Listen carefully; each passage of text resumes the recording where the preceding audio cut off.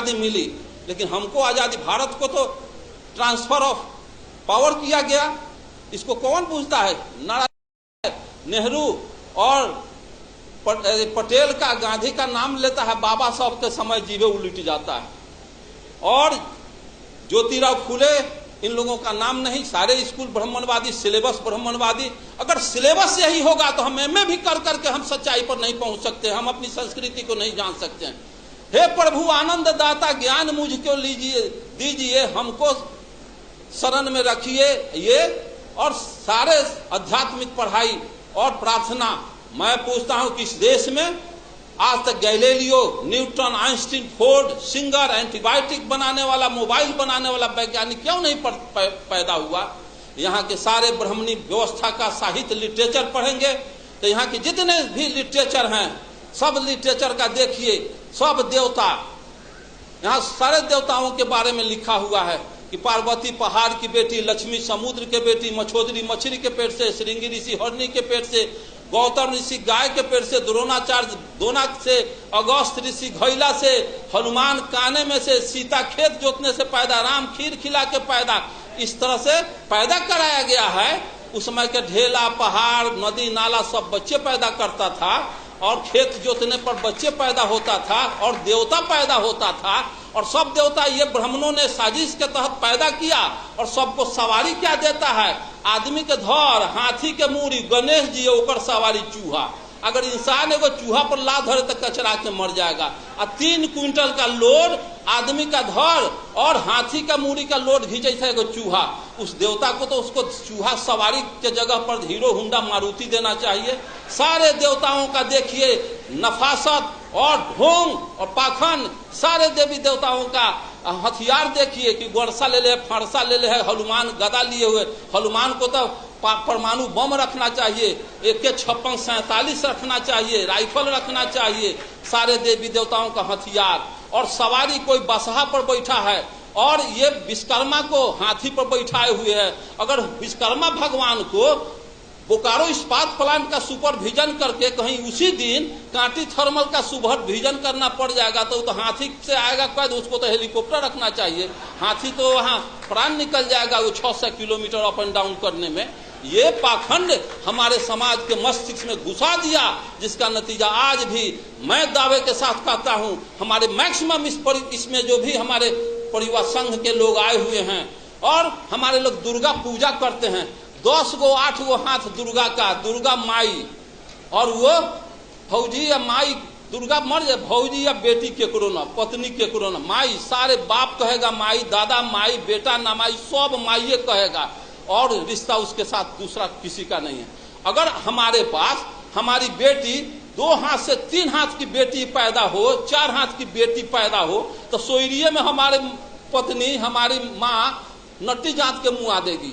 और 3-4 हाथ की अगर बच्ची आज समाज में पैदा हो तो सोयरिये में नट्टी जात के मुँह देने के लिए समाज तैयार है। और 10 हाथ के माँ या देवता कैसे हो जाएगा? आज हनुमान दोम वाला को हम हनुमान बजरंग बाबा कहते हैं। अगर आज दोम वाला किसी को बेटा पैदा हो तो नट्टी जांच करके हम सोयरिये में मार देंगे। ये क्या ब्राह्मणवाद के साजिश में सारा समाज आकंठ डूबा हुआ है। साथियों, इस विषय को समझना है, ये संस्कृति को जानना होगा। मानववादी संस्कृति लाने के लिए पाखंड को छोड़ना होगा और विज्ञान को पकड़ना होगा। विज्ञान में लेकिन किंतु मगर परंतु नहीं चलता है। या तो विज्ञान फाइनल करेगा, नहीं तो रिजेक्ट करेगा। और अध्यात्म में क्या है? जाना ना मान लो, जानने की जरूरत है, सिर्फ आंख मूंद के मानते चलो। और गोबर को देवता बना लो, और देवता गोबर को कह लो, पंडित जी को जोग कहवा लो, हाथ में बद्धी बांध लो, चनन फटाका कर लो, जनेऊ पहन लो। ये ब्राह्मणवाद का पोसुआपन का पहचान है। जैसे किसी कुत्ता के गर्दन में चमौटी बांध दो, और यहाँ हम लोग मीटिंग कर रहे हैं और एगो अनेरुआ कुत्ता एगो चमौटी वाला कुत्ता आपस में घोए घाए करना शुरू हो जाए तो लोग कहेगा कि रे मारो, बेड़ा कुत्ता यहाँ डिस्टर्ब कर रहा है, बिलाओ बिलाओ। तो कोई कह देगा कि चमौटी वाला कुत्ता को न मारना क्योंकि किसी का पोसुआ है। तो हाथ में जैसे देखता है ब्राह्मण तो उसी समय पूछ जाता है कि हमारा ये पोसुआ है।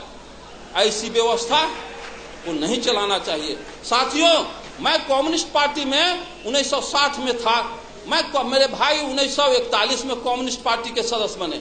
जब मैं एक दलित परिवार के चमार भाई के श्राद्ध में मैं गया तो श्राद्ध का भोज खाए, तो श्राद्ध का भोज खा लिए, तभी हम उसी गांव में है, तो हमारे गांव का उस गांव का मानजन आके मेरे गांव के मानजन को कह दिया कि डॉक्टर साहब का छोटा लड़का और उन चमार के यहाँ श्राद्ध का भोज खा रहा है। अब तो जात में भाई भाग छंटाएगा।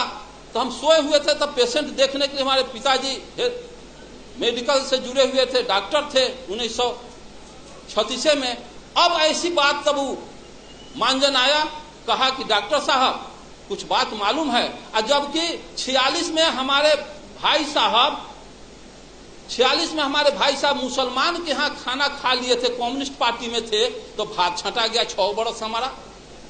और चमार के यहाँ जब मैं भात खा लिया भोज श्राद्ध का, तो मेरा भात आया, मेरे गांव का साहू जी मानजन आया, कहा था कि डॉक्टर साहब कुछ मालूम बात न, तो आपका छोटा लड़का फिर चमार के यहाँ श्राद्ध का भोज खाया, इसके लिए आप जात में धराइएगा। तो मेरे पिताजी आए तो कहते हैं कि क्या, ये तो बड़ा अपराध है, 2 बेटा है, दोनों एगो मियाँ हो गया, एगो चमारे हो गया, अब तो हमारा एको बेटा रहा नहीं।